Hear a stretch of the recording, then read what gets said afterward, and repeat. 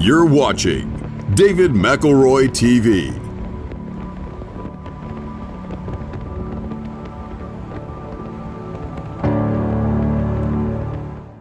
The devil doesn't have horns and a pointed red tail.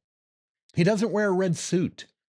The devil looks exactly like whatever it is that you want the most. The devil is a shapeshifter. In every moment, he becomes something which seems too good to be true. To me, he appears as the object of my deepest desires. To you, he appears as whatever you believe will finally make your life complete. But when we follow where this shape shifting demon leads us, the heaven on earth that we expected often turns out to be a living hell. The devil is one of the most enduring archetypes of human history. For some people, he's a literal creature roaming the earth. In Christian theology, he's seen as a spirit who's the chief of the fallen angels. But however the devil has been conceived in theology or mythology or psychology, the real demon is in your head. It's the lying trickster promising whatever it is you want and need the most. The things that destroy us are typically the things we eagerly accept and even pursue. When evil and heartbreak arrive in our lives, those things don't typically force their way in. They come in disguise, and we eagerly welcome them in. The things which destroy us rarely appear as enemies. They arrive looking like opportunity, romance, success, or fulfillment. Even when others warn us, we resent the intrusion and push their advice aside. By the time we realize what we've invited into our lives, it's often too late.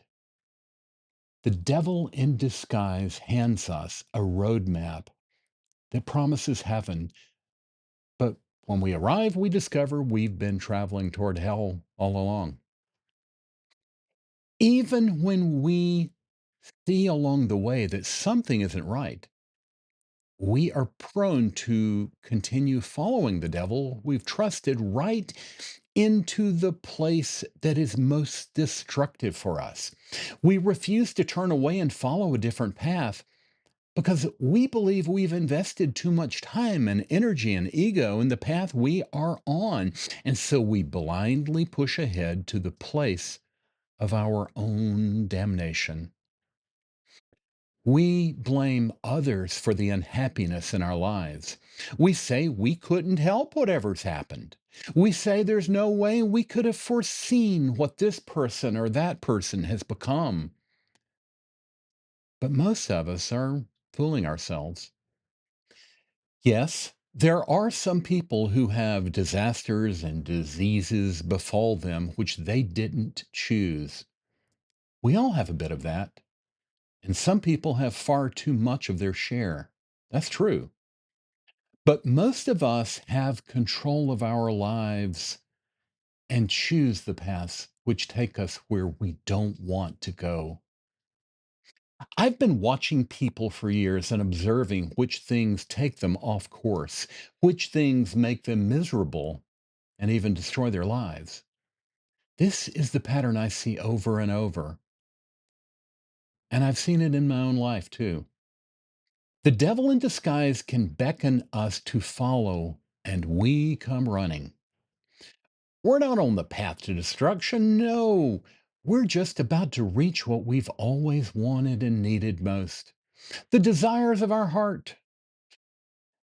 And then we find that the reality is almost never what we thought was being promised. I know that this life can give us joy and happiness and beauty and love. I've seen those things at times, I've touched them. But too often we mindlessly pursue substitutes, which can never be what we hope they can be. Over and over, we waste our time on those empty promises. And as we look back at the wasted years, the shape shifting devil chuckles at the demonic trick he's played on us. Maybe we sometimes can't tell the difference between the path to heaven and the path to hell. Maybe we can't avoid falling for the tricks of this shapeshifter from time to time. But some of us, including me, are prone to keep falling for the trick long after we should have known better. I definitely do this. Maybe you do too. I just know that the time comes in every pursuit when we know we've wasted our time on a failed dream or failed promise of something great. And I know it's easy to stubbornly refuse to accept what we know is true. When we reach that point, we can no longer blame the father of lies. There's a point at which we know what we're doing, and we're continuing on the path to a metaphorical hell, all of our own making.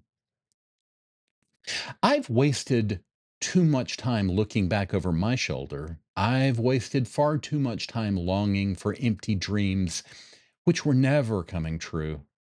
At some point, we have to stop blaming the devil and admit the harder truth that we recognized the deception long ago and kept blindly following anyway. If you'd like to get in touch with David, please send praise, money, and marriage proposals to David McElroy at mac.com. If you have a complaint or some other form of criticism, keep it to yourself.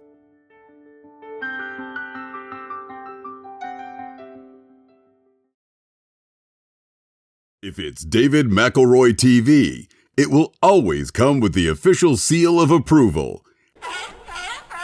Accept no substitutes.